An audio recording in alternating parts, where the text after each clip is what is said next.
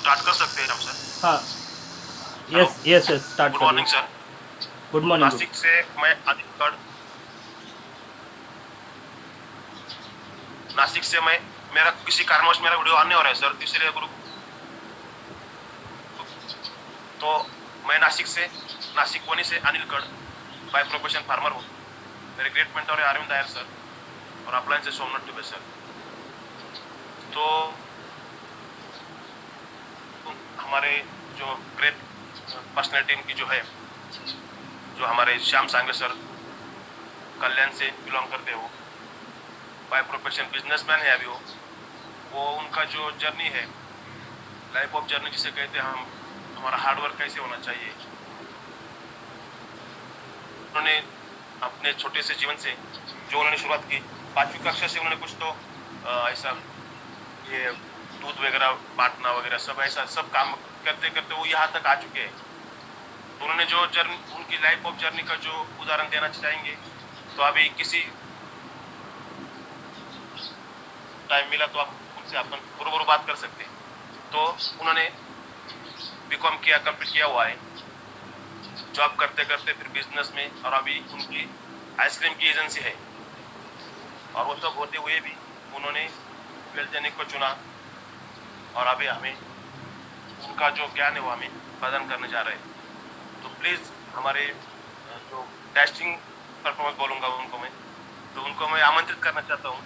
तो श्याम सांगे सर जी, आप आइए और हमारा आपका ज्ञान हमें प्रदान कीजिए। Welcome sir. धन्यवाद अनिलकर सर, बहुत ही अच्छा होस्टिंग किया आपने। Thanks. Good morning Gurukul, great morning all leaders. Myself Shyam Sangave from Kalyan. मेरे स्पॉन्सर है जीवन व्यापारी सर, और अपलाइन है दीपक तेरे देसाई सर, संतोष कुमार साहू सर, और मेंटोर अपने अरविंद आयर सर, रोल मॉडल। आज पूरा सेशन बात होगा पैसों के ऊपर। कितने दोस्तों को ऐसा लगता है पैसा आता नहीं है, आता है तो पैसा रुकता नहीं है। ये पैसा क्यों रुकता नहीं है, और पैसा आने के पीछे क्या वजह होती है, पैसा किसके पास आता है, इसी क्वेश्चंस के ऊपर आपको ये प्रॉपर आंसर इसी सेशन में आपको मिलेगा। कौन पूछता था मुझे वेलजेनिक्स में आने से पहले, कौन पूछता था मुझे वेलजेनिक्स में आने से पहले, एक बुझा हुआ दिया था वेलजेनिक्स स्टार्ट करने से पहले। ए ईश्वर मुझे कुछ ऐसा करने की तौफीक देना मुझे, ए ईश्वर मुझे ऐसा कुछ करने की तौफीक देना मुझे, इससे पहले कि चला जाऊं इस दुनिया से। मेरे चाहने वालों को ऐसा लगे उन्हीं का हुआ नुकसान मेरी जाने की वजह से। धन्यवाद दोस्तों, धन्यवाद कोर कमेटी, आज मुझे बात करने का मौका दिया। काफ़ी सारे लोग ज्वाइन हो रहे, धन्यवाद। तो दोस्तों, पैसा। एक मिनट सर। हाँ सर, एक मिनट प्लीज, आप पार्टिसिपेट हमारे माइक के ऊपर ध्यान दीजिए। माइक ऑन है? यस सर, स्टार्ट कर सकते हैं। हाँ ठीक। पैसा दोस्तों, पैसे के कुछ नाम आपको याद रहेंगे। पैसे को आना कहा जाता था पहले, रुपया कहा जाता था, अभी दमड़ी कहा जाता था, पई कहा जाता था, और फूटी कौड़ी, कौड़ी फूटी कौड़ी। इसके रिलेटेड उनके मुहावरे भी हुआ करते थे। पई पई का हिसाब लूँगा, तुझे फूटी कौड़ी नहीं दूंगा। तो ऐसी काफ़ी सारी कहावतें इससे रिलेटेड पहले भी थी, क्योंकि पूरी दुनिया पैसों के पीछे भाग रही है, हमें भी वही कर रहे हैं। तो एक्चुअल पैसा किसको मिलता है, पैसे के पीछे का राज अपने धर्म ग्रंथों में क्या बताया गया पैसों के लिए। और पैसा बोले तो धन, धन बोले तो लक्ष्मी। तो लक्ष्मी से रिलेटेड अपन आज पूरा दिन पूरा सेशन बात करेंगे। तो एक बार लक्ष्मी जी और विष्णु जी स्वर्ग से धरती पे देख रहे थे। तभी लक्ष्मी जी कहती थी विष्णु जी से कि विष्णु जी, नीचे तो सब आपका बोलबाला चल रहा है, सब विष्णु नारायण नारायण करके जप कर रहे हैं, और सब आपकी भक्ति कर रहे हैं। आपको क्या लगता है, धरतीवासी आपसे ज़्यादा प्यार करते हैं या मुझसे ज़्यादा प्यार करते हैं? तभी विष्णु जी बोले, चलो लक्ष्मी जी, अपन खुद नीचे धरती लोक पे जाके मानव से ही समझ लेते हैं वो किससे ज़्यादा प्यार करते हैं। तभी दोनों ने एक अपना वेशभूषा चेंज की या अवतार चेंज किया, एक सामान्य ब्राह्मण का अवतार धारण करके नीचे जाने का ठान लिया। तभी विष्णु जी जा रहे थे तो लक्ष्मी जी को बोला चलो अपन चलते हैं। तभी लक्ष्मी जी बोली आप चलिए भगवान आगे, मैं आती हूँ पीछे पीछे। तभी नीचे एक गांव में सप्ताह हो रहा था। सप्ताह यानी कि कथा वाचन चलता है, 8-10 दिन का वो प्रोग्राम होता है, बड़ा पेंडॉल होता है, गांव के सारे लोग इकट्ठा होकर कथा सुनते हैं। तो ऐसे ही विष्णु जी उस पेंडॉल में गए और ब्राह्मण का वेश धारण किया था, एक पंडित का वेश धारण किया था। तो उधर उनको ऐसा मौका मिला कि कथा सुनाने का। तो सोचिए दोस्तों, अगर विष्णु जी कथा सुना रहे तो पेंडॉल में कितनी सारी भीड़ होगी, कितना सारा आनंद होगा, लोग सारे मंत्रमुग्ध थे, विष्णु जी से वो कथा सुन रहे थे। एक दिन बीता था, वो तो बीत रहा था, तभी लक्ष्मी जी भी एक ब्राह्मण की वेशभूषा में धरती पे आई। तभी जैसे वो धरती पे अवतरित हुई, तभी वहाँ पे गांव में एक औरत थी जिसकी नज़र उस बुढ़िया ब्राह्मण पे गई जो लक्ष्मी की अवतार थी। तो उन्होंने उससे पूछा माँ जी आप कहाँ जा रहे हैं, थोड़ा थके हारे लग रहे, चलो कुछ चाय पानी नाश्ता करते हैं। तभी लक्ष्मी ने बोला नहीं बहन, मुझे कुछ ज़रूरत नहीं है और मैं कुछ नाश्ता पानी नहीं करूँगी, मैं यहाँ पे कथा का प्रोग्राम चालू है, उस प्रोग्राम के लिए आई हूँ, मुझे उधर चलना है। तभी उस औरत ने बोली थोड़ा पानी तो पी लीजिए। तभी लक्ष्मी जी ने थोड़ा पानी पीने का ठान लिया, पानी पिया। जैसे वो बुढ़िया जो गांव की औरत थी उसने लोटे में पानी दिया लक्ष्मी जी को, और लक्ष्मी जी ने वो लोटा लिया पानी पीने के लिए। जैसे लक्ष्मी जी का हाथ उस लोटे को लगता है, वो लोहे का लोटा सोने में कन्वर्ट होता है। ये बात उस औरत को समझ में आती है कि ये कोई सामान्य औरत नहीं है, कोई बोलते दैवी आत्मा है। तो वो लोटा जब ये रिटर्न उसको देती है औरत को, वो लोटा वो लेती है। वो गरीब औरत थी और वो पंडाल में कथा सुनने के लिए जाने की कोशिश करती है और वो लोटा सोने का वो साथ में लेके चलती है। उसको ऐसा लगता है कि ये लोटा मैं अगर यहाँ पे रखती हूँ तो कहीं ये बुढ़िया लेके वापस ना जाए। तो वो सोने का लोटा वो लेके वो पंडाल में चली जाती है। उधर उसकी काफ़ी सारी सहेलियाँ बातें करते, ऐसा चल रहा था बातें। तो उसमें वो बोलती है देख गांव में एक औरत आई है ब्राह्मण, और मेरे घर पे रुकी है, थोड़ा विश्राम करे, और मैंने पानी पीने के लिए उनको एक लोटा दिया था। जैसे ही उसके हाथ में ये लोटा गया वो सोने का हो गया। तभी आजू बाजू की जो औरत सुन रही थी उसको ऐसा लगता है कि कहीं हम भी चले जाए और वहाँ पे उनसे कुछ खाना पीना पूछे, जैसे कोई बर्तन को हाथ लगेगा वो सोने में कन्वर्ट होगा। तो वहाँ से वो लोग चले जाते एक एक करके। जैसे दोनों औरतें उठ गई तो बाकी के लोगों ने भी सुना था, तो थोड़ा थोड़ा करके बाकी के भी लोग उठना चालू हो गए। कुछ देर में पेंडॉल खाली हो रहा था। उधर लक्ष्मी जी के यहाँ पे सब जाके पूछ रहे थे खाना खाएंगे क्या, पानी पिएंगे क्या। ऐसा लग रहा था मना रहे थे कि वो कुछ ना कुछ बहाना करके ये आपने जो कुछ साहित्य है उसको हाथ लगेगा लक्ष्मी जी का और वो सोने में कन्वर्ट होगा। तो एक एक करके सब पंडाल खाली हो गया। जिस सेठ ने वो पंडाल में कथा रखी थी वो सेठ और विष्णु जी दोनों ही कथा एक दूसरे को सुना रहे थे। उनको ये समझ में नहीं आ रहा था, लेकिन सेठ एक बार उठ के गांव में चले गए ऐसा क्या हो रहा है। तभी उनको पता चला कि कोई एक दैवी महिला आई है ब्राह्मण के रूप में और उसके हाथ लगने से हर चीज़ सोने में कन्वर्ट हो रही है। तभी वो सेठ जी वो बुढ़िया जैसे बोलते लक्ष्मी जी से पूछ रहे कि माता जी आप ऐसा करिए, मेरे घर चलिए, मैं आपका रहने का खाने का सारा पंचभोग देने की सुविधा करता हूँ, आप मेरे घर चलिए। तभी लक्ष्मी जी बोलती है कि तुम्हारे घर में तो पंडित जी रुके हैं, वही पंडित जी वहाँ पे है तो मैं वहाँ पे नहीं आ सकती। अगर वो पंडित जी चले जाएंगे तो बोल देना मैं आऊँगी आपके यहाँ पे। फिर वो ब्राह्मण वो जो सेठ जी रहता है वो आता है वापस। फिर विष्णु बैठे थे कथा सुनाने के लिए, वहाँ पे गए, उनको पूछते पंडित जी आप ऐसा करें, बाजू में मेरा एक आश्रम है, धर्मशाला है, वहाँ पे आप रहने की सुविधा करता हूँ और वहीं पे कुछ दिन आप विश्राम कीजिए, क्योंकि अभी यहाँ पे तो कोई सुनने वाला है नहीं, और तो आप ऐसा करें वहाँ पे विश्राम करिए, और यहाँ पे कुछ मेरे मेहमान आ रहे हैं तो शायद आपको थोड़ा तकलीफ होगा, आप धर्मशाला में विश्राम किए। तो विष्णु जी बोलते आपकी इच्छा, अगर आप बोलते हो तो मैं चला जाता हूँ। जैसे ही विष्णु जी जाने के लिए तैयार हो जाते तभी लक्ष्मी उस घर में आ जाती है, जो बुढ़िया की औरत के वेश में थी, और सेठ जी को बोलती है सेठ जी आप थोड़ा साइड में आइए, मेरे को पंडित जी से थोड़ा बात करनी है, आप बाहर रुकिए।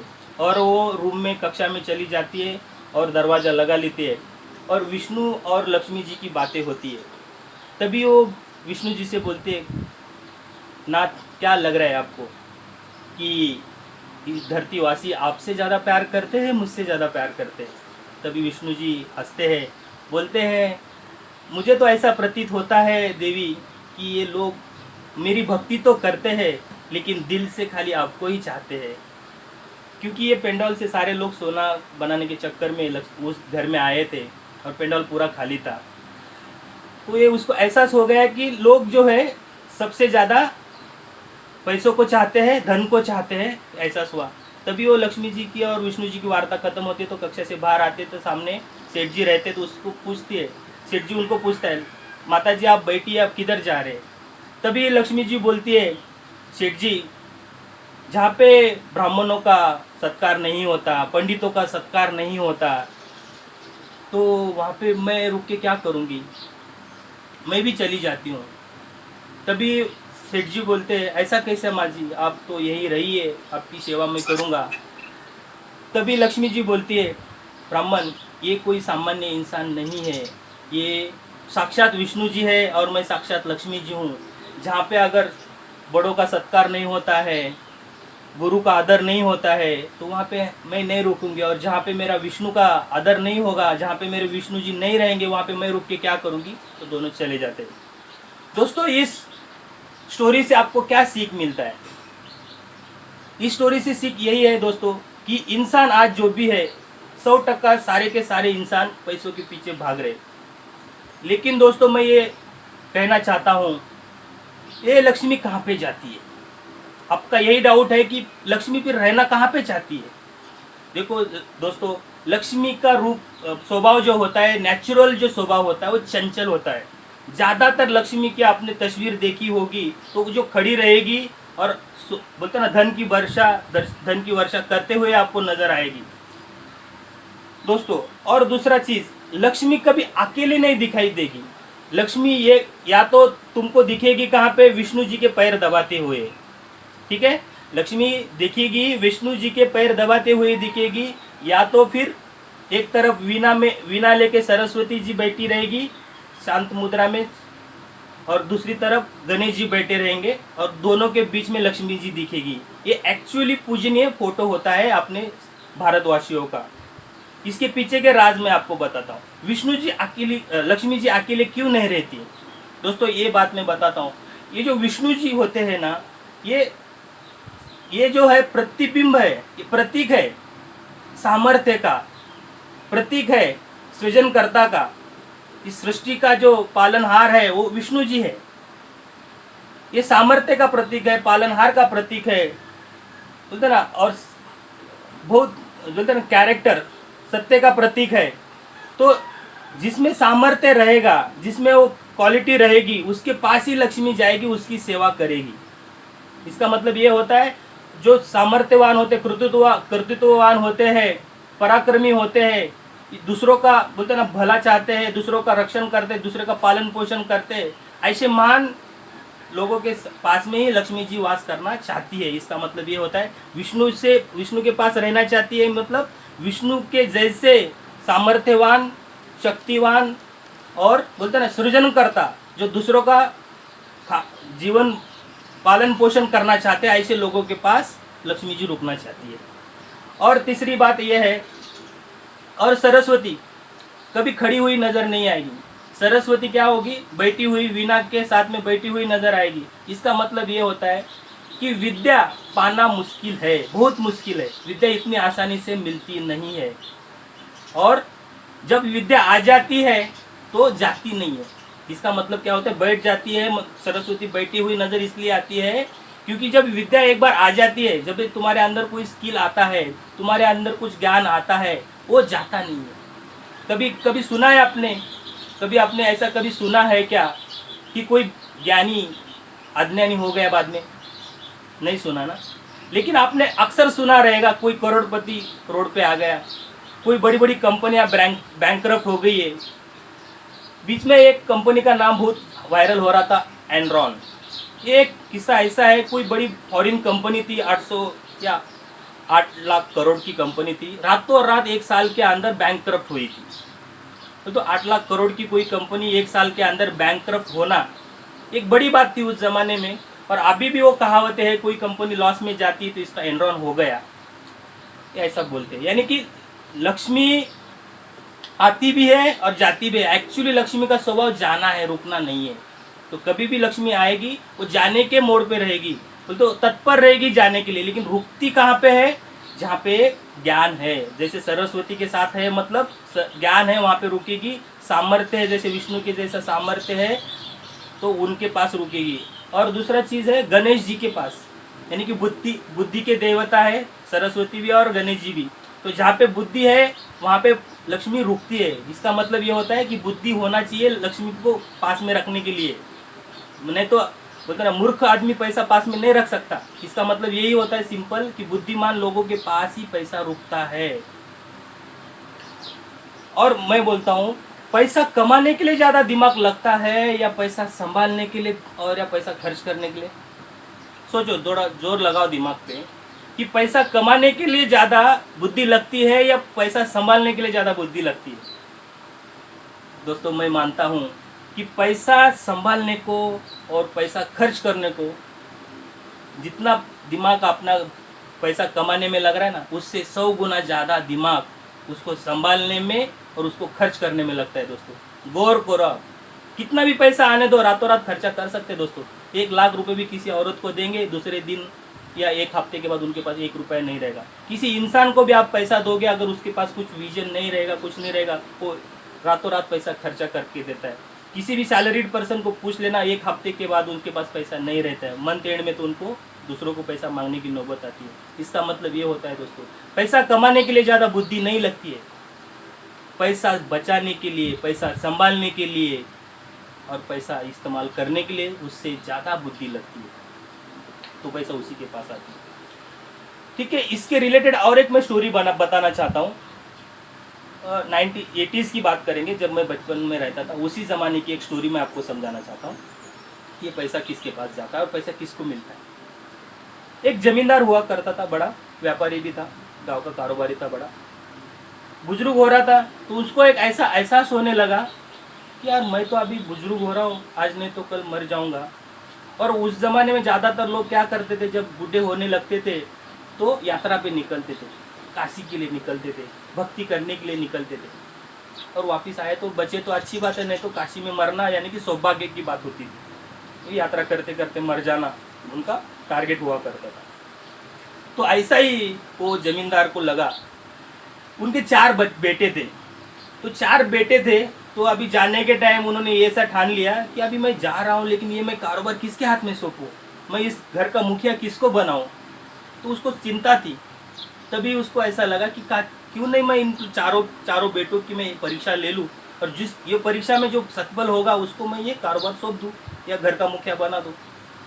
वैसा ही उन्होंने 4 बेटों को पास में बुलाया, बच्चों लोग आइए, मैं आपसे कुछ बात करना चाहता हूँ, और मैं चाहता हूँ कि ये मेरे कारोबार का मुखिया मैं किसी को बनाना चाहता हूँ, तो आप में से कौन तैयार है मुखिया बनने के लिए? सब ने हाथ ऊपर किया, मैं बनना चाहता हूँ, मैं बनना चाहता हूँ, मैं बनना चाहता हूँ। तो डाउट हुआ, फिर अभी सब बनना चाहते हैं तो किसी को तो एक कोई डिसीजन लेना है, क्योंकि एक ही मुखिया रह सकता है। अगर कोई अच्छा सक्सेस पाना है, सक्सेस की राह पे चलना है, तो एक मुखी डिसीजन होना चाहिए। इसलिए बोलते ना, जैसे आपने गुरुकुल में अगर एक मुखी डिसीजन होता है, मतलब अरविंद नायर सर को अपन चाहते, उनको बड़ा समझते, मुखिया समझते, लीडर समझते, तो ये होना ही चाहिए। एक मुखी डिसीजन होगा तो ही सक्सेस की राह पे चल सकते हैं आप, नहीं तो हर कोई बीच बीच में कुछ भी बोलेगा, अपना कुछ भी नहीं चलेगा। किसी के तो एक के हाथ में कारोबार होना ज़रूरी है। तो वैसा ही वो जमींदार ने बोला, तो आप ऐसा करते हैं, एग्ज़ाम उनकी परीक्षा लेने के लिए उन्होंने ठान लिया। तो फिर क्या किया उन्होंने, उस ज़माने में 100 रुपये बोले तो बड़ा फिगर हुआ करता था, क्योंकि एक फैमिली का खर्चा, एक फैमिली का पूरा खर्चा 100 रुपये में चलता था। तो उन्होंने अपने हर एक बच्चों को क्या किया, 10-10 रुपये दिया। चारों बेटों को 10-10 रुपये दिया और बोला आप इस तक खर्चा करके आइए, पूरा दिन उनको जो भी एंजॉय करना है खर्चा करना है आप करिए, शाम को आप घर पे आइए सूरज ढलने के पहले और मैं आपसे बात करूँगा। तो सबको 10-10 रुपये दिया, सब चले गए खर्चा करके।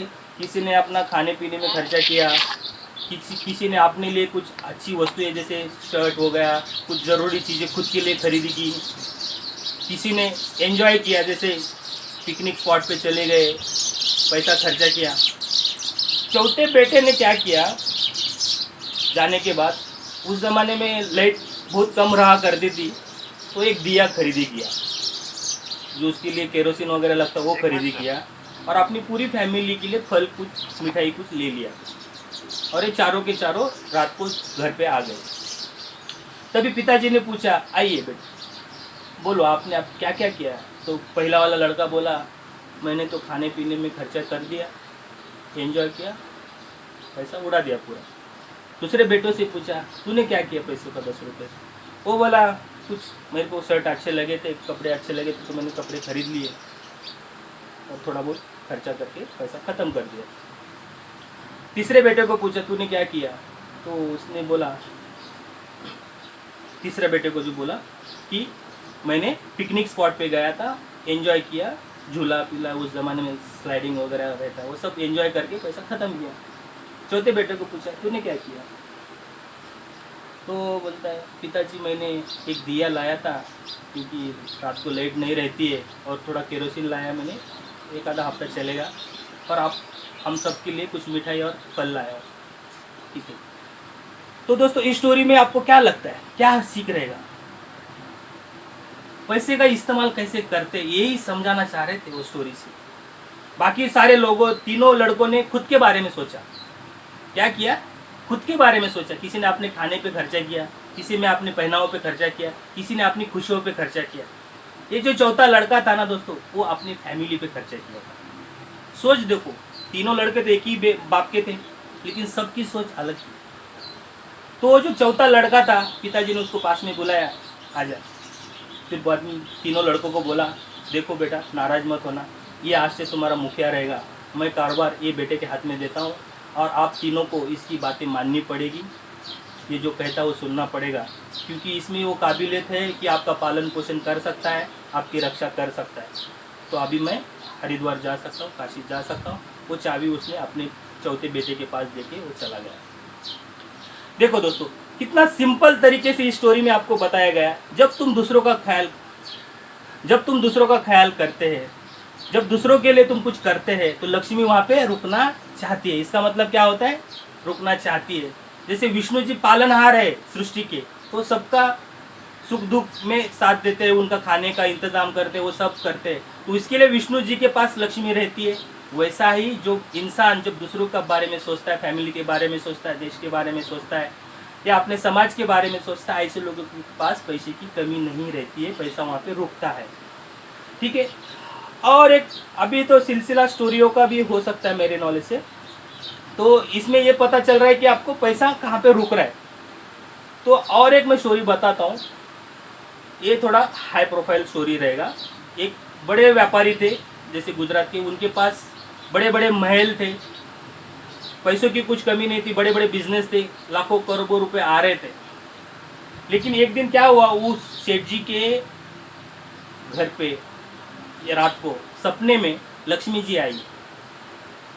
लक्ष्मी जी आई और उन्होंने बोला सेठ जी बहुत दिन हो गया मैं तुम्हारे यहाँ पे वास कर रही हूँ, अभी मैं यहाँ से जाना चाहती हूँ, तो मैं जाना चाहती हूँ।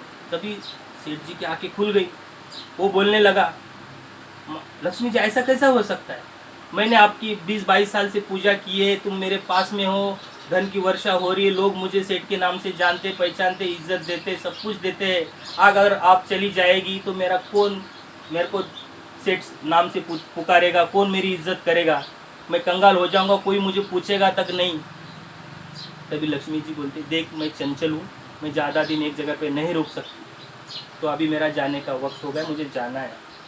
मुझे बहुत अच्छे लगते थे, मुझे आपसे भी प्यार हो गया है, लेकिन प्यार में भी कुछ दूरियां होनी ज़रूरी है, मेरी कीमत मेरा एहसास तुम्हें होना चाहिए, इसलिए मैं थोड़ा दूर जाना चाहती हूँ।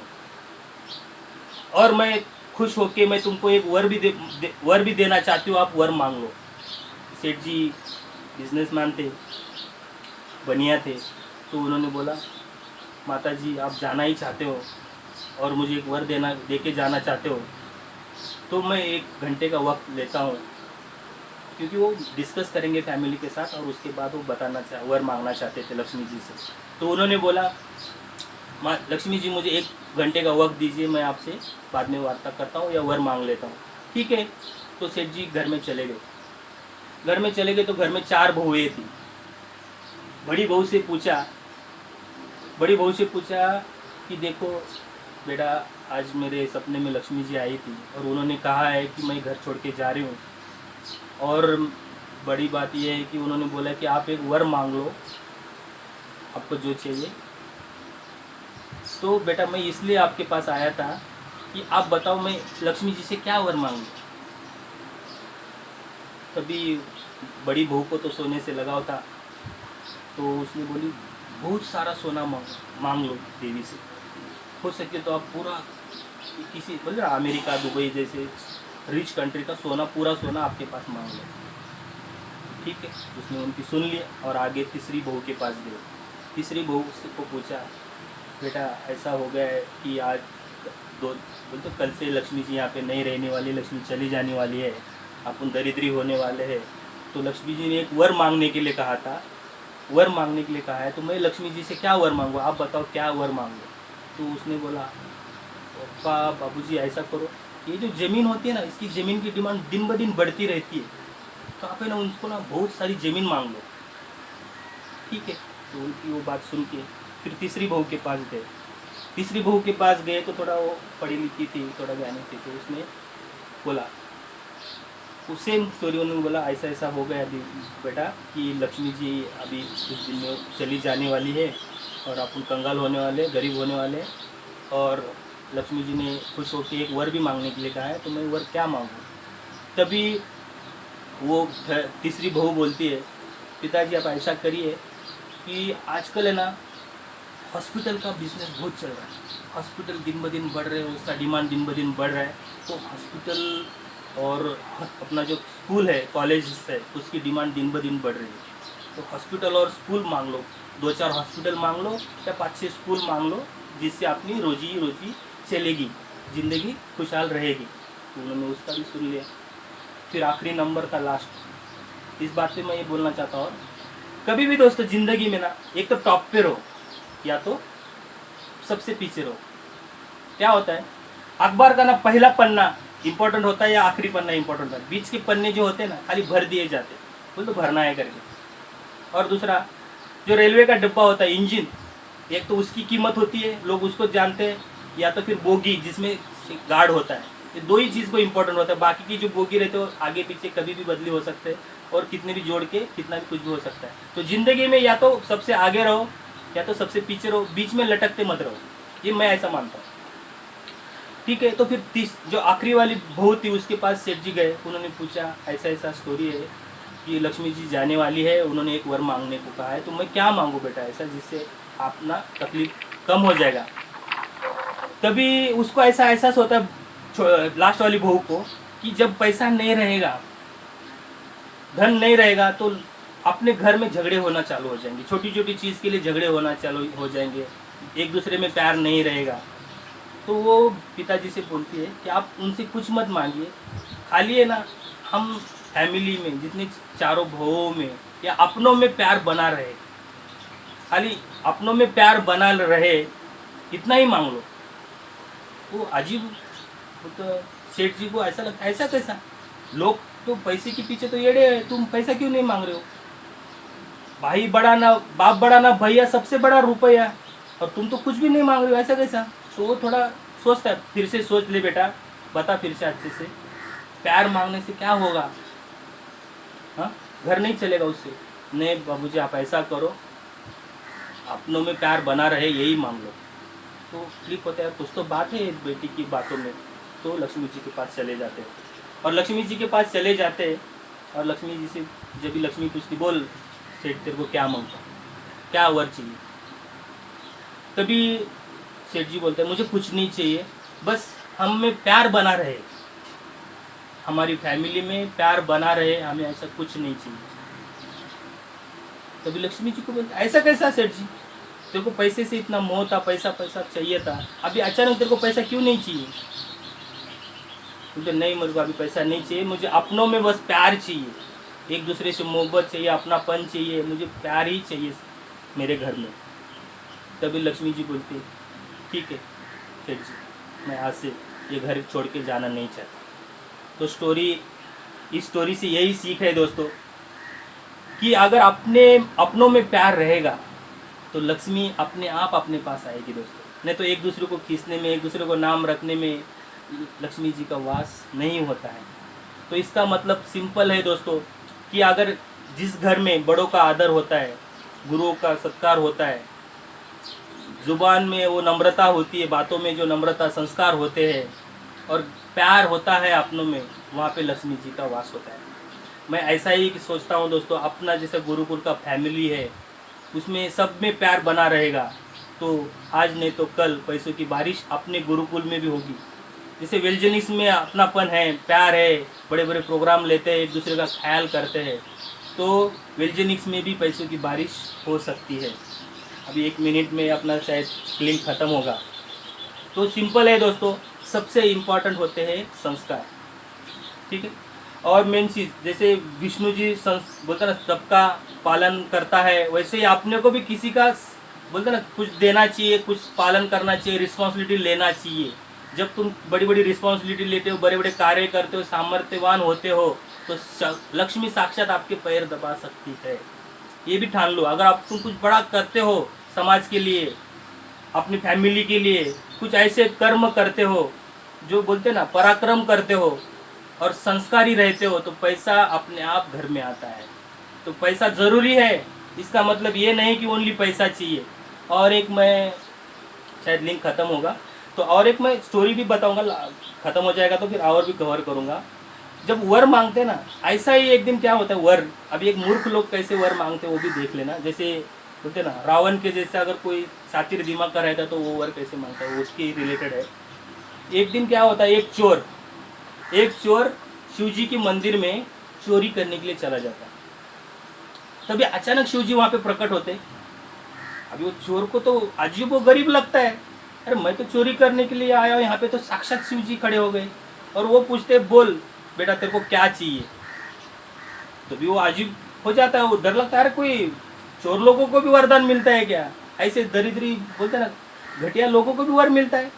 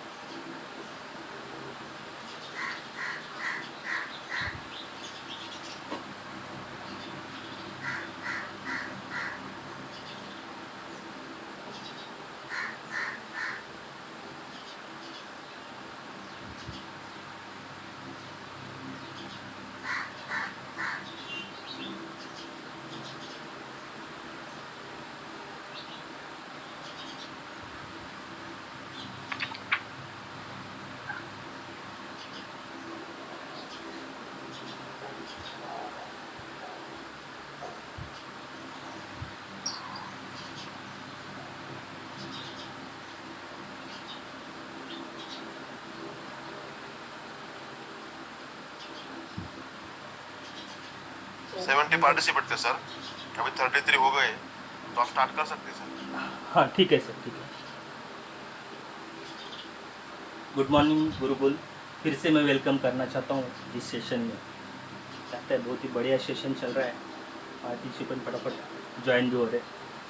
तो अभी अपना स्टोरी चल रहा था, एक चोर जिस मंदिर में गया उस मंदिर में साक्षात शिवजी प्रकट हुए और उसको बोले बोल बेटा तेरे को क्या वर चाहिए। तभी वो भी शातिर चोर था, वो भी सोचने का टाइम मांग रहा था। तो शिव जी से पूछा, आप ऐसा करो शिव जी, मेरे को वर चाहिए। और शिव जी बोल रहे कि एक ही वर मांगना। क्या बोल रहे शिव जी? एक ही वर मांगना, 2 3 ऐसा मल्टीपल वर नहीं मांगने का, कुछ तो मांगना है तो एक ही मांगने का। तभी वो चोर थोड़ा जोर लगाता दिमाग पे, और उसको लगता है कि मेरे से कुछ अच्छा मांगने को नहीं होगा, तो मैं घर पे जाके पूछ के आता हूँ क्या मांगूँ।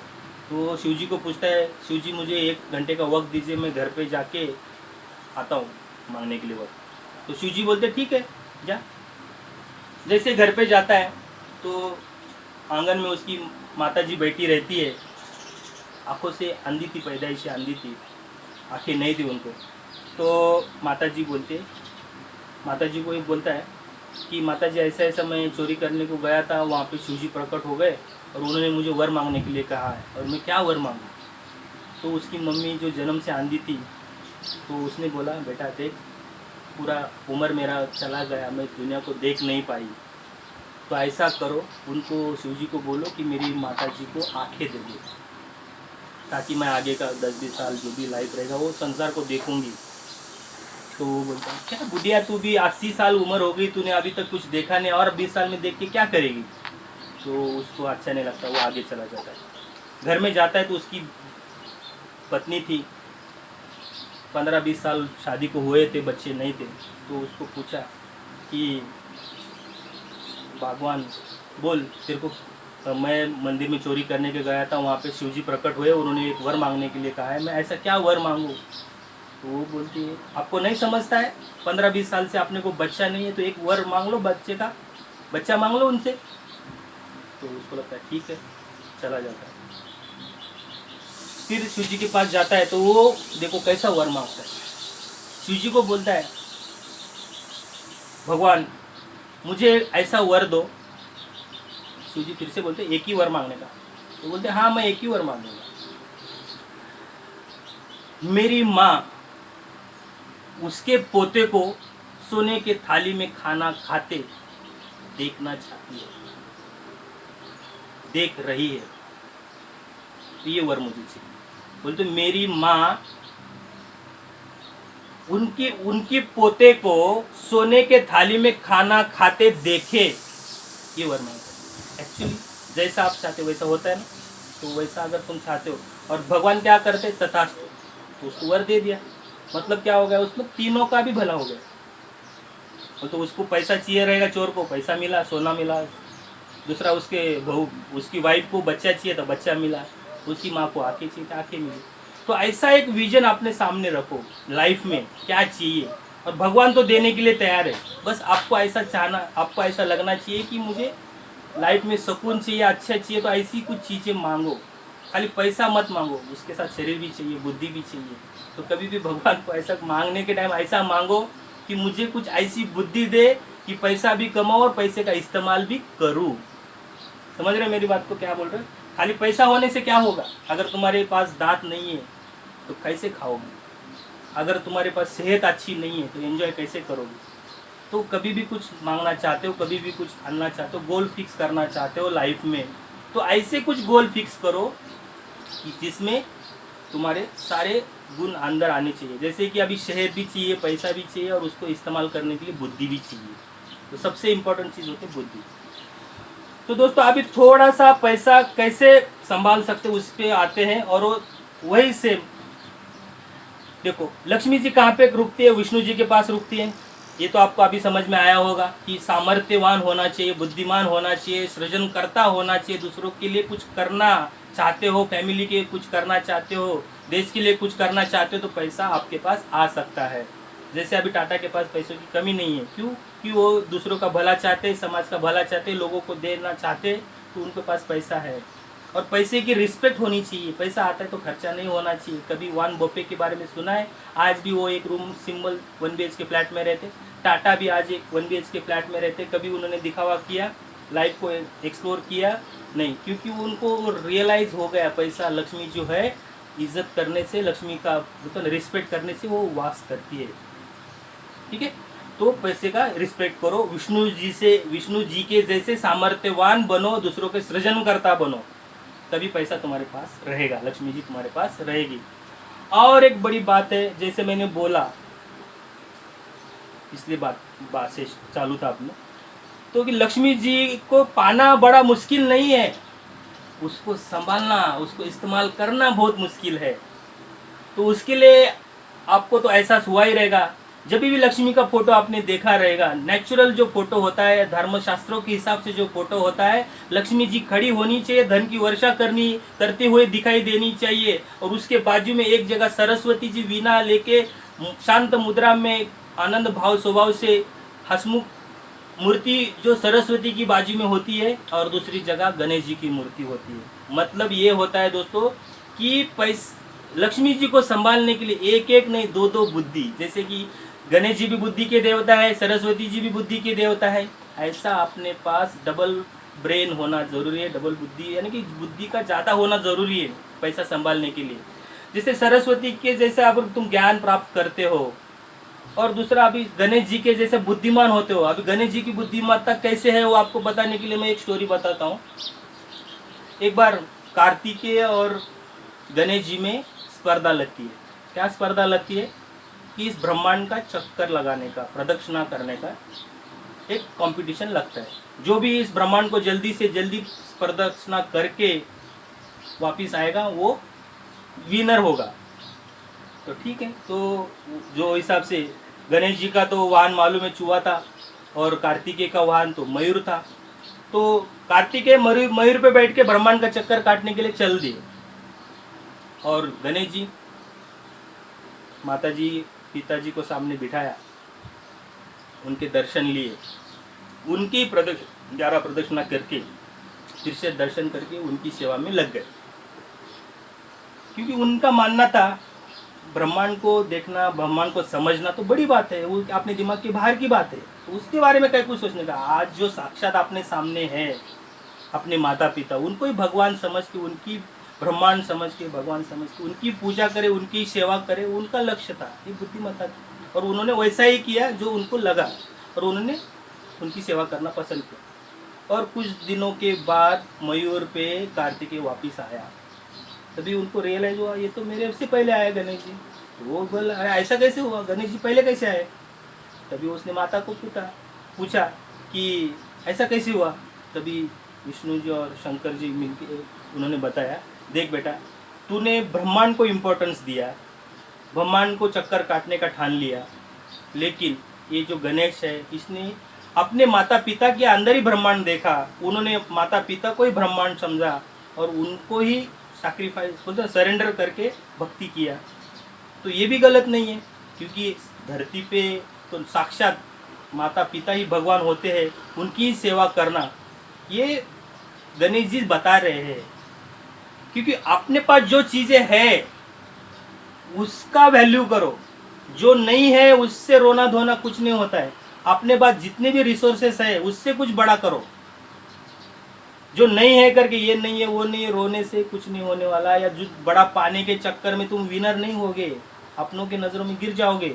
अगर तुम पैसा कमाने के लिए माँ बाप छोड़ दोगे, बीवी बच्चे छोड़ दोगे, संसार त्यागो, पैसा करके अगर तुम निकल जाओगे, अगर लगेगा कि तुम्हारा पैसा आने के बाद वो लोग तुम्हारी इज्जत करेंगे, नहीं करेंगे दोस्तों। क्योंकि तब तक उनकी ज़िंदगी जीने की आदत, बोलते हैं ना, ज़िंदगी जीने का ख्वाब खत्म हुआ रहेगा।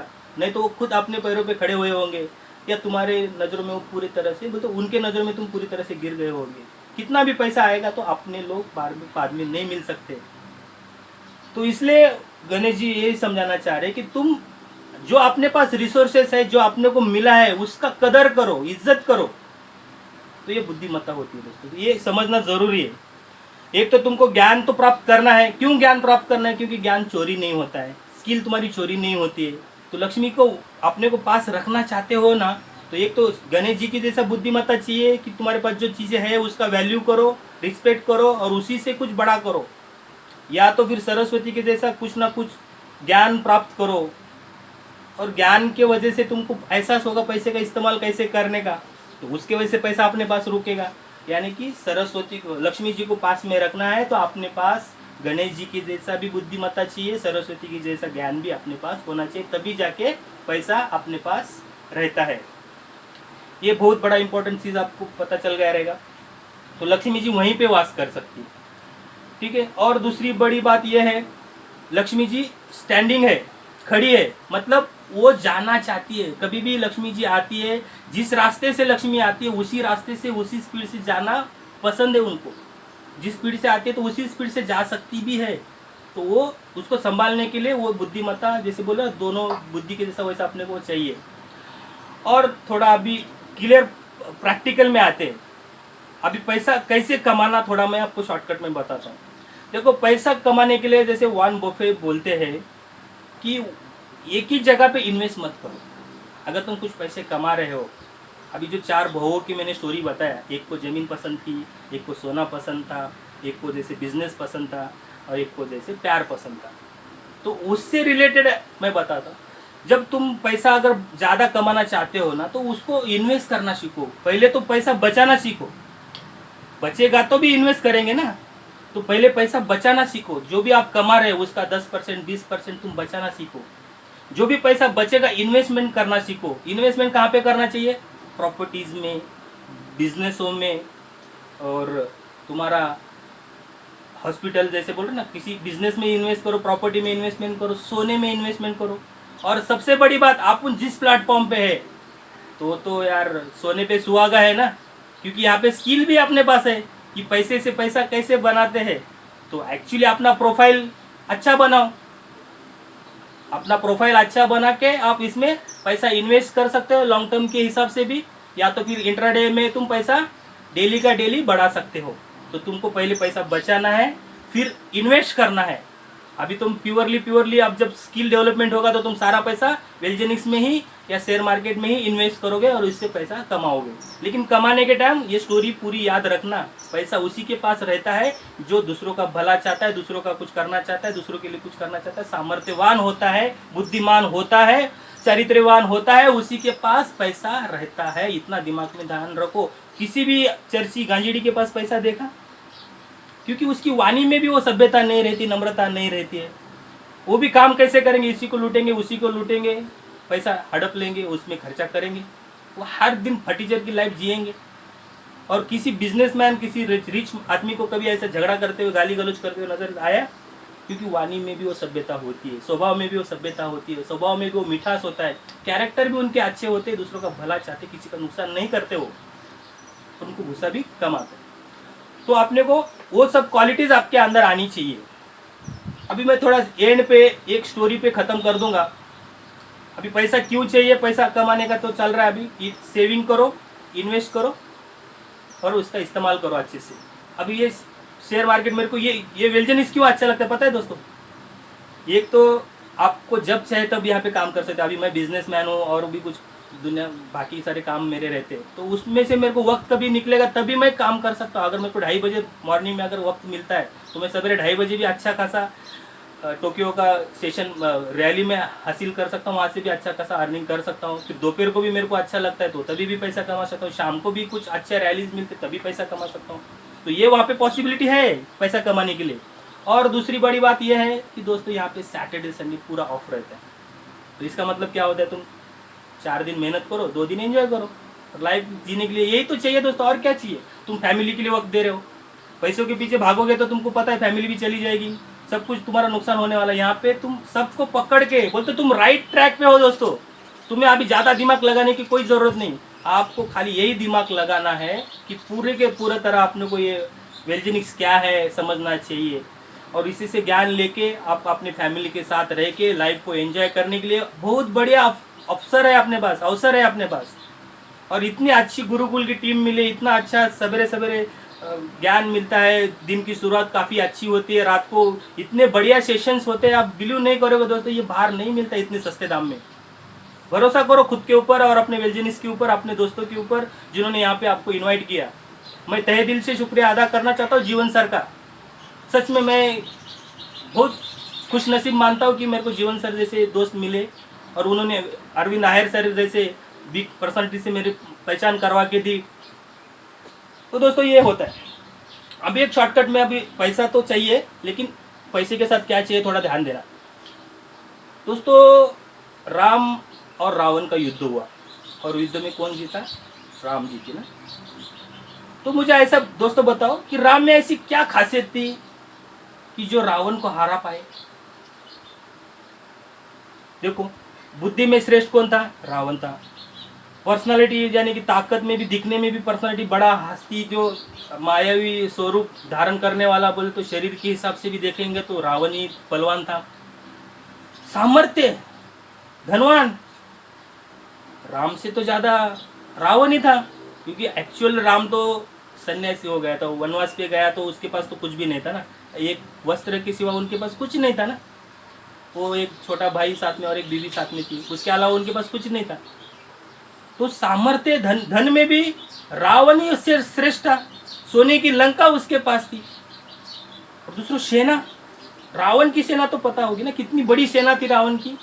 राम के पास क्या, कुछ गिने चुने वानर थे।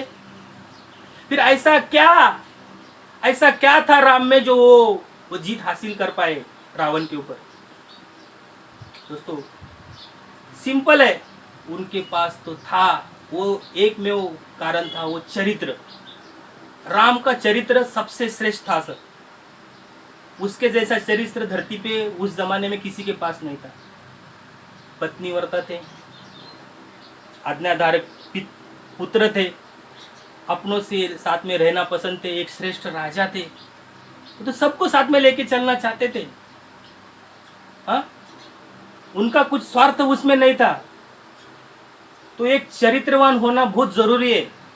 अगर जिंदगी में अगर कुछ बड़ा हासिल करना चाहते हैं, कुछ बड़ा मकाम हासिल करना चाहते हैं, तो चरित्रवान होना जरूरी है। उसके जैसा सामर्थ्य किसी में भी नहीं है। तुम पैसा कमा सकते हो, बुद्धि का अपना प्रॉपर्टी कमा सकते हो, लेकिन चरित्र एक बार खत्म होता है ना दोस्तों, बाद में नहीं मिलता। इसीलिए पैसों के चक्कर में ना खुद की इज्जत, खुद का आत्मसम्मान, खुद का कैरेक्टर को दाग मत लगने देना। ये मैं बताना चाहता हूँ। मैं कोई ऐसा ज्ञानी वगैरह नहीं हूँ, ये मेरा एक्सपीरियंस से ही बोल रहा हूँ, मेरा अनुभव से ही बोल रहा हूँ। आपको अच्छा लगे ना लगे ये आपका बात है, लेकिन एक ही मैं बोलता हूँ, अगर पैसा तुमको चाहिए, पैसा चाहिए तो तुम्हारे पास सामर्थ्य होना चाहिए, बुद्धि डबल होना चाहिए। बुद्धि तो बुद्धि नहीं, बुद्धि डबल होना चाहिए। इसके लिए तुमको क्या करना पड़ेगा? पढ़ाई करना पड़ेगा, एक्सपीरियंस लेना पड़ेगा, अनुभव लेने पड़ेंगे, बड़े बड़े ज्ञानी लोगों के साथ में रहना पड़ेगा, किताबें पढ़नी चाहिए, तो बुद्धि तुम्हारी डबल होगी। और सरस्वती के जैसा दो तो स्किल भी चाहिए, कुछ अनुभव भी चाहिए, कुछ कार्य के तुमको स्किल चाहिए, जो कुछ भी एक स्किल चाहिए। खाली एक मेहनत करने से पैसा नहीं आएगा, उसके साथ भी स्किल चाहिए। इसलिए डबल बुद्धि चाहिए। और सबसे इम्पोर्टेंट कैरेक्टर होना चाहिए, सबसे इम्पोर्टेंट कैरेक्टर होना चाहिए। अभी इस पे ना कितना बढ़िया अभी अपना धर्मों में लिखा गया है, और इतने प्रतीकात्मक रूप में फोटो पूजे जाते हैं घर पे, तो उससे आप क्या सीखते? आज तक आपको देखते गए, खाली नमस्कार करते गए, मांगना क्या है, देखना क्या है, देखने का नजरिया क्या होना चाहिए, वो थोड़ा सा अपने को अभी एहसास हुआ रहेगा। तो कभी भी जो भी आपने धर्मों में बताया गया वो चीज़ गलत नहीं होता है दोस्तों। वो समझते समझते पूरी जिंदगी खत्म हो जाती है, लास्ट में एहसास होता है यार ये तो सही रास्ता था, मैंने चुना नहीं था। तो इसलिए अपना जो वेलजेनिस का प्लेटफॉर्म है, अभी उस पर कैसे पैसे कमा सकते हैं शॉर्टकट में बताता हूँ। वेलजेनिस में तो देखो, पहले के 3 महीने प्योरली तुमको एजुकेशन पे फोकस करना है, यानी कि मॉर्निंग सेशन हो, इवनिंग सेशन हो, कभी भी मिस नहीं करना है। सबसे इम्पोर्टेंट वेलजेनिस का ऐप है, उसमें तुमको बार बार वो वीडियोस देखने पड़ेंगे, जो मंथन सर के रिकॉर्डेड वीडियो वो देखने पड़ेंगे। सक्सेसफुल जैसे स्कॉलरशिप अचीवर गए उनके वीडियोस देखने पड़ेंगे, और तुमको किसी ना किसी को फॉलो करना पड़ेगा। बगैर फॉलो किए, जैसे अभी डुप्लीकेशन के ऊपर आनंद विलनकन सर ने बहुत ही अच्छा बात किया, जो अच्छे गुण होते उसको डुप्लीकेट करना पड़ेगा। तो उसके हिसाब से तुम सेशंस देखोगे, और उसमें से अपने को कौन सी पर्सनालिटी अच्छी लगती है, वेलजेनिस में ऐसी कौन सी पर्सनालिटी है जो तुम्हारी सोच से मैच होती है, उस पर्सनालिटी को तुम गुरु मानो। वो जैसा करते वैसा तुम करो। जैसे आप नॉर्मली अरविंद सर को ही गुरु मानते, तो वो जैसा करते वैसा ही करना है। वो भी पहले से ट्रेडिंग में फोकस करते, तो उनका प्रोफाइल आपने देखा रहेगा। कभी भी वो बोलते प्रोफाइल देखो, मेरा आज का इनकम 90 के प्लस है, प्रोफाइल तो काफ़ी अच्छा है। तो वैसे ही लोगों को दिखाने के लिए अपने पास अच्छा प्रोडक्ट होना चाहिए, प्रोडक्ट का नॉलेज होना चाहिए। वो एक बार आ गया तो तुम्हारे को कोई रोकने वाला नहीं है। तो वो तुम्हारा नॉलेज कभी व्यर्थ जाने वाला नहीं है। उसके बाद आता है सामर्थ्य, यानी कि मेहनत करने का जज्बा। तुमको फील्ड पे जाके वो तुम्हारा ज्ञान बांटना पड़ेगा। जब तुम ये सीखते हो 3 महीने 6 महीने में, जब तुम्हें सीखने के बाद तुम्हारे माइंड में पैसा कमाना नहीं होना चाहिए, पैसा कमाने का जरिया लोगों तक पहुंचाना होना चाहिए, तब जाके तुम ज़्यादा पैसा कमा सकते हो। तुम ज़्यादा ज्ञान बोलते हो, ज़्यादा समझाने के लिए आपको वक्त भी नहीं लगेगा। वक्त फिक्स करो। तुम्हारा सेशन के लिए अभी अरविंद सर 2 घंटे 3 घंटे में ही पैसा कमा रहे अच्छा खासा, वैसे आपको भी करना है। 2-3 घंटा ही आपको ट्रेडिंग करना है, उसी में आपको मालूम पड़ जाएगा कि ये वक्त पे ये रैली बहुत अच्छा चलता है, ये पैसा यहाँ पे रखने से, ऐसा प्रोफाइल मेंटेन करने से पैसा आता है। वैसा ही करना है। और कुछ वक्त ज़्यादा तुमको फील्ड पे देना पड़ेगा, क्योंकि फील्ड पे वक्त देने से ही तुम्हारे पास वो सोच आ जाएगी पैसा कमाने की। नहीं तो तुम उधर ही स्टक हो जाओगे। अभी पता चला अरे अभी हो गया, पैसा आ गया, अभी तो मैं कमा सकता हूँ, बस एंजॉय करूँगा, तो कुछ दिन के लिए होगा, उसके बाद तुम फिर वही हो जाओगे, रंग हो जाएगा राजा से। तो राजा राजा रहना चाहते हो तो प्रजा की सेवा करना सीखो। जब तुम सीखते हो तो दूसरों को देना सीखो। वो हो गया। फिर उनको, जैसे तुम्हारे पास जितने भी क्वालिटीज है उनमें डेवलप करो। जो तुम्हारे डाउनलाइन है, डाउनलाइन में डेवलप करो। डाउनलाइन के पहचान से उनके पहचान में पहुंच जाओ, क्योंकि अकेला इंसान कुछ नहीं कर सकता दुनिया में दोस्तों। अगर तुम कुछ बड़ा हासिल करना चाहते हो ना, तो तुमको टीम होना ज़रूरी है। तुम्हारे पास टीम होना ज़रूरी है। क्या होता है, कुछ वक्त के बाद आपको ऐसा लगता है मैं अकेला कुछ नहीं कर पाऊंगा, तो तब तुम्हारी टीम तुमको सहारा देती। उसको बोलते पैसिव इनकम। और वेलजेनिक्स में वो भी प्लेटफॉर्म अपने पास है जिससे आपको पैसिव इनकम आता है। जैसे तुम्हारे डाउनलाइन के बोलते हैं ना, डाउनलाइन के परफॉर्मेंस पे जो उनका अर्निंग्स है उसका तुमको 50% कमीशंस भी आता है। और फर्स्ट ज्वाइनिंग पे भी तुमको उनका 20% आता है। इतने सारे अपॉर्चुनिटीज़ है, तुमको काम करना बाकी है। और अभी काम क्यों करना है, वो गोल फिक्स करो। अभी काम करने के लिए तुमको माइंड में गोल चाहिए, अच्छा खासा एक गोल होना चाहिए। और गोल मैंने क्या बताया, उसमें तुम्हारा सेहत भी होना चाहिए, उसमें तुम्हारा पैसा आना चाहिए, और उसमें तुम्हारे को वो इस्तेमाल करने के लिए बुद्धि आना चाहिए।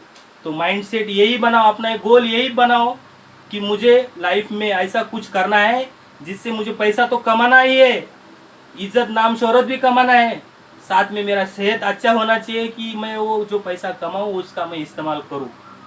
तो दोस्तों मैं आज यहीं पे ख़त्म करूँगा, क्योंकि मुझे रात को 10-11 बजे, शायद 10 बजे के आसपास मुझे पता चला था ये सेशन लेना है मुझे। तो काफ़ी अच्छा एक्सपीरियंस रहा मेरे को ये आज का। और मैं तहे दिल से धन्यवाद करना चाहता हूँ कोर कमेटी का कि उन्होंने मुझे इस काबिल समझा, ये जिम्मेदारी मुझ पर सौंप दी। और काफ़ी बढ़िया एक्सपीरियंस रहा, अनुभव रहा। और मैं इंस्टेंट ऐसा कुछ बोल सकता हूँ, ये मुझे आज एहसास भी हो गया। और धन्यवाद कोर कमेटी का जो मुझे आज ये मुझे मौका दिया उन्होंने बात करने का। Thank you Arvind sir, thank you Gurukul, thank you core committee. Hand over to Anilkar sir. Anilkar sir आप थोड़ा शेयरिंग ले लीजिए। धन्यवाद। हाँ, थैंक यू सर। सर आज का आपका सेशन जो लक्ष्मी जी हमारे पास कैसी रहना चाहिए और हमारा बर्ताव कैसे होना चाहिए, आपने जो कथाएं बताई बहुत ही बढ़िया थी और बहुत ही अच्छे उदाहरण आपने दिए। बहुत ही आज आपका सेशन आज का बहुत ही अच्छा रहा। तो मैं नए पार्टिसिपेंट और हर एक पार्टिसिपेंट को गुजारिश करूंगा कि वो आए और शेयरिंग के लिए अपना हैंडल्स कीजिए और 1 by 1 शेयरिंग कीजिए।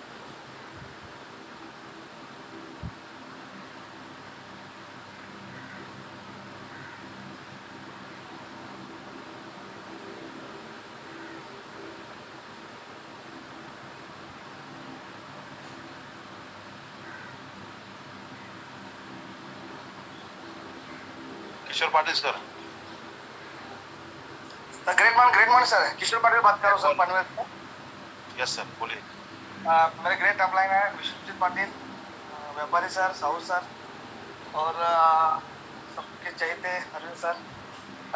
शाम सर बहुत अच्छा सेशन हुआ। एक बात मेरे को समझ में आई कि समझो मैं खुद बिजनेसमैन हूँ, मेरे को टाइम नहीं मिल रहा है बिजनेस करने में, अपना ये बिजनेस करने में। तो मार्केट में ऐसे बहुत सारे फ्रेंड लोग हैं या जिनको जरूरत है पार्ट टाइम की या बिजनेस की, तो मैं जिसको टाइम है उनको इसमें इन्वॉल्व करके मैं उनको थोड़ा सपोर्ट करेंगे तो वो काम करेंगे। दूसरी बात, शाम सर यू आर ऑसम, एकदम जबरदस्त, बहुत सेशन अच्छा हुआ। थैंक यू गुरुकुल फैमिली एक अच्छी फैमिली मेरे को मिली है कि मैं उनसे इन्वॉल्व होके दिल की बात कह सकता हूँ। और एक एक्चुअली बिजनेस करते समय पाठिंबा असं बोलतो ना, पुशअप करने वाला कोई नहीं था, लेकिन एक ग्रुप फैमिली मिली मेरे को। मैं खुद को बहुत खुद नसीब समझता हूँ। Thank you very much. Thank you Thank you, किरको sir. Sir. Bharadwaj sir. Good morning, sir. Good morning, Good Gurukul morning. family. Myself Bharatwaj from Pen. मेरे अपलाइन है Mahesh Patil sir, super upline Nitin Patil sir, a great mentor है Arvind आयरकर sir. आज का जो Shyam sir का जो session हुआ वो बहुत ही बढ़िया हुआ। उन्होंने जितने भी पॉइंट्स कवर किए कि विष्णु जी और लक्ष्मी जी की जितनी भी स्टोरी बताई वो बहुत ही बढ़िया थे कि पैसा कैसे आता है, उसको कैसे हैंडल करना चाहिए, तभी वो रुकता है। उन्होंने एकदम अच्छा एक्सप्लेन किया। तो थैंक यू श्याम सर इतना अच्छा सेशन लेने के लिए। और अनिल गढ़ सर आपका होस्टिंग भी बहुत ही बढ़िया था। Thank you all. Thank you sir. जीवन व्यापारी sir. Great morning Gurukul family. मेरा नाम जीवन व्यापारी मुंबई से। मेरे ग्रेट अपलाइन है संतोष कुमार साहू और गॉड फादर अरविंद आयर सर। जो भी हो उन दोनों की बदौलत शाम अनिल सर आज का होस्टिंग बहुत ही अच्छा रहा आपका। और शाम सर का भी सेशन बहुत जबरदस्त, क्योंकि उनको 10 बजे लिंक मिली थी। अगर ये लिंक मुझे मिलती ना तो मुझे पता नहीं मैं क्या बोल पाता। तो तो श्याम सर तहे दिल से धन्यवाद आपको भी कि आपने आज का सेशन बहुत बढ़िया लिया। और लक्ष्मी के जो बारे में आपने जो बताया, मुझे लगता है लक्ष्मी पाने के लिए मुझे अभी कुछ करना पड़ेगा, क्योंकि लक्ष्मी मेरे पास रुकती नहीं जाता, रुकती नहीं मतलब आती नहीं बोले तो अच्छा रहेगा। तो जैसे आपने कहा है उसमें इम्प्लीमेंट करने की जरूर कोशिश करूंगा। Thank you. थैंक यू जीवन सर। नए पार्टिसिपेंट सुपर्णा सावंत मैडम, बोलिए। Good morning Gurukul family.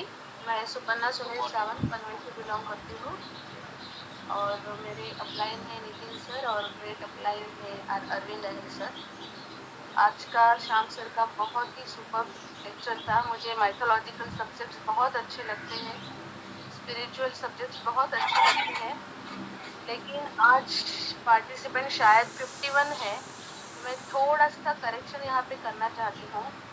हम जब भी बात करते हैं अपने स्पिरिचुअल लोगों की या भगवान जैसे लोगों की, जब भी हम बात करते हैं तो उन्हें ये मराठी में कहते एकेरी वर्ड में हम उनको कॉल नहीं करेंगे। तो हमेशा हमारे यहाँ से जो भी पार्टिसिपेंट मुझे सुन रहे हैं, हमेशा के लिए हम ये याद रखेंगे कि हम किसी लक्ष्मी पर्सन की बात नहीं कर रहे, हम लक्ष्मी देवी जी की बात कर रहे।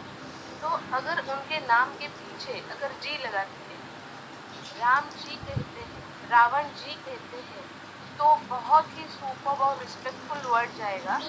ये हम क्यों यहाँ बता रहे हैं कि ये जो जनरेशन है ना, तो हमें तो पता है कि एक्चुअली अपना कल्चर क्या है, वो कल्चर में उनका इम्पोर्टेंस वो वक्त में क्या था, उनके पास से हम क्या सीखेंगे।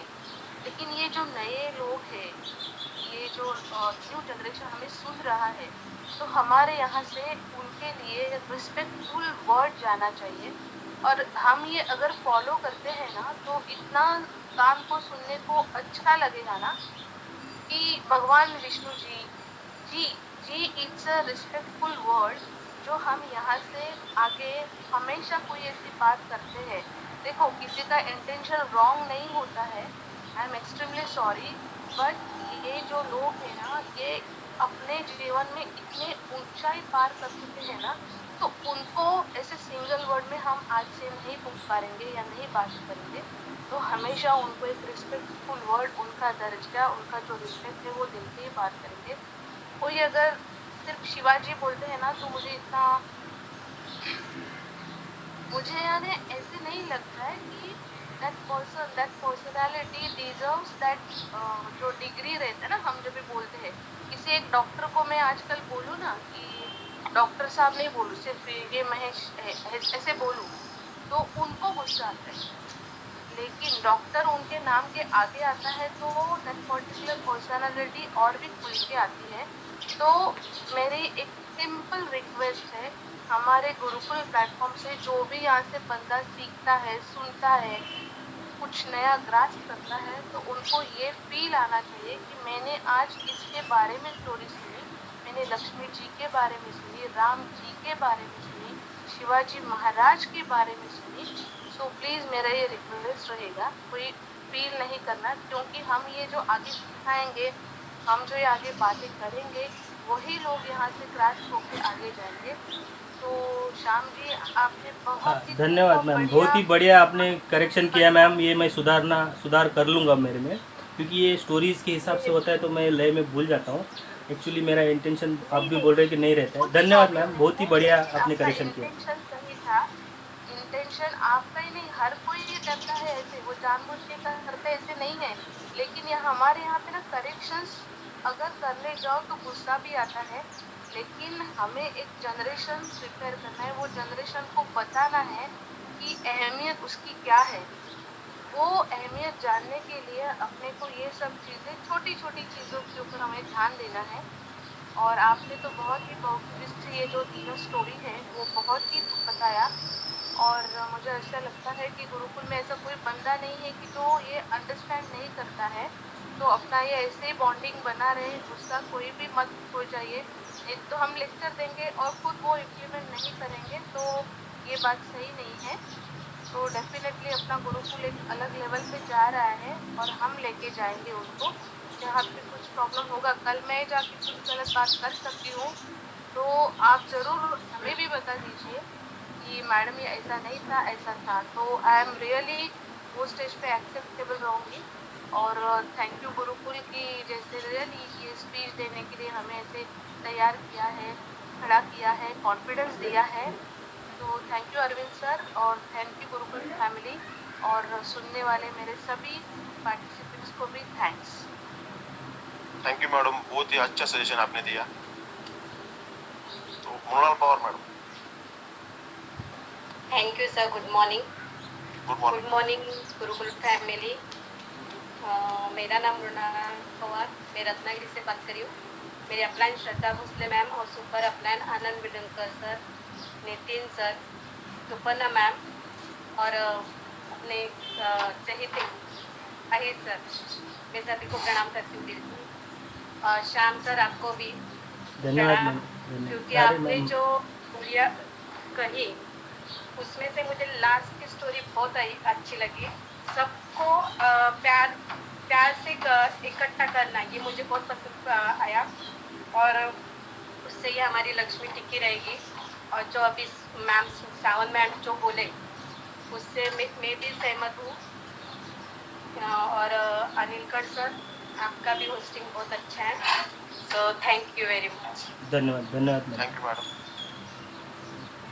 Yogita Hoti madam. Good morning Gurukul family. Myself Yogita Sachinawati, मैं पनवेल से बिलोंग करती हूँ। मेरे upline Rupali madam, Dhanashree madam, Sunil sir, Nitin sir और ग्रेट मेंटर जो है अरविंद सर। आज जस्ट सुपर्णा मैडम ने जी के बारे में, जी द रिस्पेक्ट वर्ड सही बताया मैडम ने।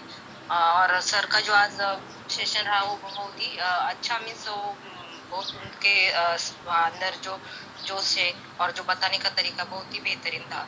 और सर आपका होस्टिंग भी बहुत ही सुपर है। Thank you so much sir. Thank you ma'am. और कोई शेयरिंग कर सकता है? Deepak Derdesai sir. Good morning sir. Great morning sir. Great morning all leaders. Shyam sir, super presentation, super energy, बहुत ही बढ़िया तरीके से प्रेजेंटेशन करते हो। और आपने बताया कि जिस आपको आज मतलब कल ही मालूम पड़ा और आपने आज प्रेजेंटेशन किया, तो ये बहुत मुश्किल काम है। मैं तो नहीं कर सकता हूँ, मुझे प्रिपरेशन लगता है, उसके बगैर मैं नहीं कर सकता हूँ। सुपर, बहुत बढ़िया। और अनिल सर, आपका होस्टिंग भी बहुत अच्छा है। और सुपर्णा मैडम ने बहुत बढ़िया सजेशन दिया और ऐसा होना चाहिए। और जैसे ही हमें सजेशंस मिलेंगे, हम एक फाइनल प्रोडक्ट बन के जब यहाँ से बाहर निकलेंगे तो हमें लोग देखते रह जाएंगे। तो ये सभी करेक्शंस, सभी जो सजेशंस हमें मिलते हैं बहुत बढ़िया है। ये हम क्या होता है, बहुत अपनापन समझ लेते हैं हम। जैसे गणपति के त्योहारों में भी लोग गणपति जी को सिंगल इसमें ही बोलते हैं, बहुत कम लोग बोलते हैं गणपति बप्पा है। ऐसे हमेशा बात करते वक्त बहुत कम लोग बोलते हैं। ये लोग ना उनको इतना अपना समझ लेते हैं, तो दोस्त क्या, मुझे पता नहीं क्या समझते, लेकिन एक सिंगल इसमें ही बोल देते। ये हैबिट से होता है, और हैबिट हमको ग्रेजुअली हर हैबिट को चेंज करने के लिए रोज़ाना इसको इम्प्लीमेंटेशन करने की ज़रूरत है, तभी हमारे मुंह से वैसा निकल सकता है। लेकिन ओवरऑल ये करेक्शंस तो एक्सेप्ट करते जाएंगे। हर एक करेक्शंस के बाद हमारे में बहुत अच्छा बदलाव होगा, और ये होना चाहिए। Great Shyam sir, once again धन्यवाद धन्यवाद सर, बहुत बढ़िया सर, बहुत बढ़िया सर। थैंक यू सर, बहुत ही बढ़िया शेयरिंग किया आपने। तो थैंक यू सर। आज और कोई शेयरिंग के लिए नहीं है, तो सेशन का भी 1 मिनट बाकी है खाली।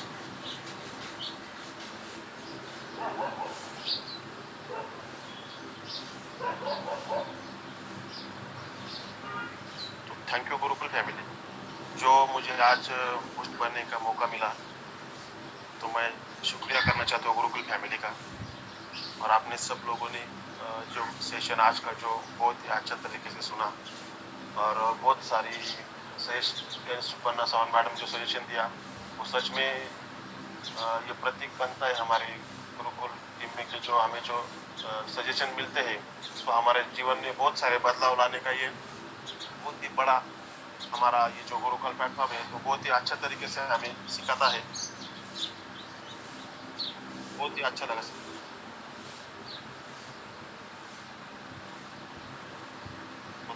Thank you sir. हाँ, थैंक यू सर। हाँ, आप वाइंड अप कर सकते हैं। हाँ, ओके ओके।